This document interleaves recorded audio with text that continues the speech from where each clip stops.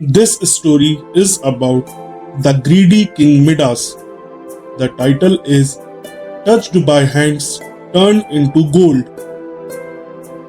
ये कहानी लालची राजा मिडास के बारे में है, जिसका शीर्षक है हाथों से छूते ही सोने में बदल दिया।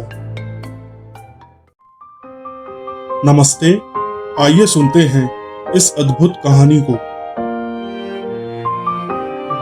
बहुत पुरानी बात है, एक बहुत ही खूबसूरत शहर में मिडास नाम के एक राजा अपनी पत्नी और बेटी के साथ रहा करते थे।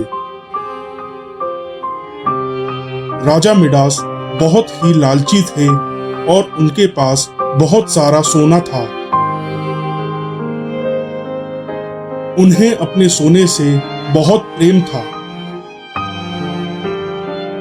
अपने जीवन में राजा को सिर्फ दो ही चीजें सबसे प्रिय थीं, एक सोना और दूसरी उनकी बेटी। वो अपना सारा सोना एक तहखाने में रखते थे और हर रोज उसे गिनते थे। उनकी इस आदत पर अक्सर रानी उन्हें कहती थी कि महाराज, आप ऐसे हर रोज अपना सोना गिनेंगे तो एक दिन ये सारा सोना गायब हो जाएगा। रानी की इस बात पर राजा मिडास बहुत नाराज होते थे। वो कहते थे कि महारानी, इस सोने का महत्व आप नहीं समझेंगी। इस दुनिया में सोने से ज्यादा खूबसूरत और कीमती कुछ भी नहीं है। हर रोज राजा अपना सोना गिनते और दिन प्रतिदिन सोने के लिए उनका मोह बढ़ता ही जा रहा था और वो और ज्यादा लालची होते जा रहे थे।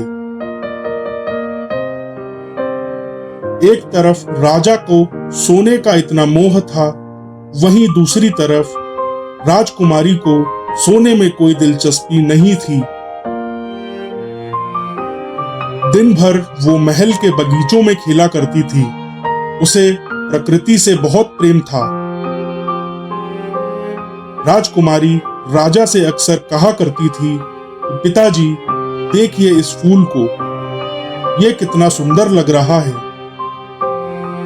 इस पर राजा मिडास जवाब देते थे कि हाँ, सुंदर तो लग रहा है, लेकिन अगर ये सोने का होता तो और ज्यादा सुंदर लगता। सोने के लिए राजा मिडास की लालच इतनी बढ़ जाती है कि वो दुनिया के सबसे अमीर व्यक्ति बनना चाहते थे। धीरे धीरे उनकी ये इच्छा कब पागलपन में बदल गई, किसी को पता ही नहीं चला। एक दिन राजा सबसे अमीर आदमी बनने के लिए भगवान से प्रार्थना करने के बारे में सोचते हैं। वो खाना पीना छोड़कर भगवान का ध्यान करना शुरू कर देते हैं। कई दिन बीत जाते हैं, लेकिन राजा मिडास अपना ध्यान भंग नहीं होने देते हैं। उनकी इस तपस्या से भगवान प्रसन्न हो जाते हैं और उन्हें दर्शन देते हैं। भगवान कहते हैं कि बताओ, तुम्हें क्या वरदान चाहिए। ये सुनकर तुरंत राजा कहते हैं, भगवान, मुझे ऐसी शक्ति दीजिए कि मैं जिस भी चीज को स्पर्श करूं वो सोने की बन जाए। भगवान उसे वरदान दे देते हैं और कहते हैं कि एक बात हमेशा याद रखना कि सोने से तुम हर खुशी नहीं खरीद पाओगे।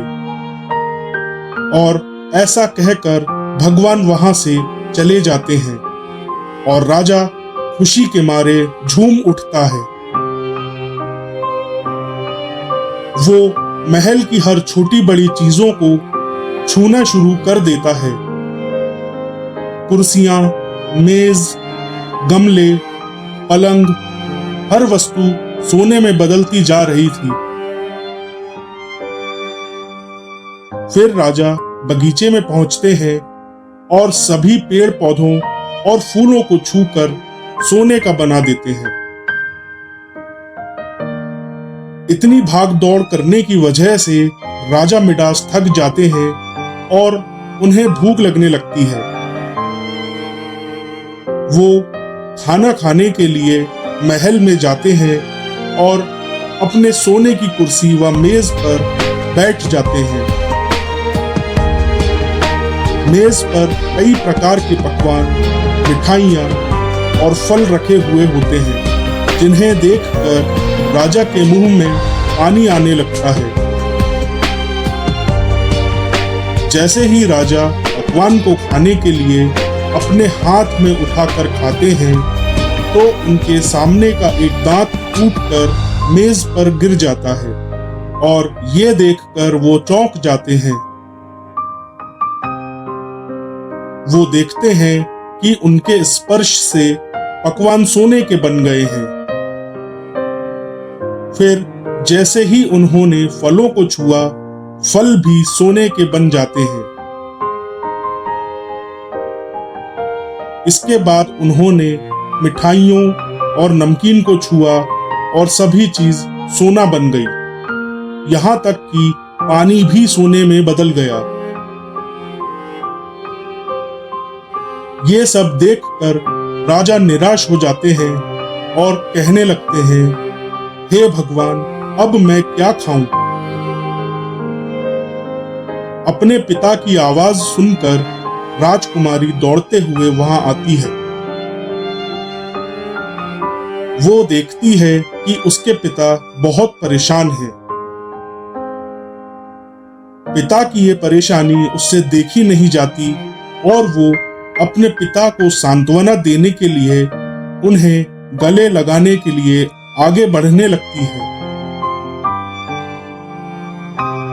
इससे पहले कि राजा कुछ कह पाते, राजकुमारी राजा को छू लेती है और राजा को छूते ही वो भी सोने की मूरत बन जाती है। अपनी बेटी का ये हाल देखते ही राजा मिडास जोर जोर से रोने लगते हैं। इस सब के बाद राजा भगवान से फिर प्रार्थना करते हैं। जब भगवान प्रकट होते हैं तो राजा भगवान से कहते हैं, हे ईश्वर, मुझे ये वरदान नहीं चाहिए। मैं बहुत लालची हो गया था, लेकिन अब मुझे अपनी गलती का एहसास हो गया है। कृपया करके मेरी सहायता करें। राजा की बातें सुनकर भगवान वरदान वापस ले लेते हैं और सब कुछ पहले की ही तरह हो जाता है। राजकुमारी फिर से पहले की ही तरह बगीचों में खेलने लगती है और उसके साथ अब राजा मिडास भी प्रकृति का आनंद उठाने लगते हैं। इसके बाद राजा अपने तहखाने पर ताला लगा देते हैं और हर रोज सोना गिनना भी बंद कर देते हैं।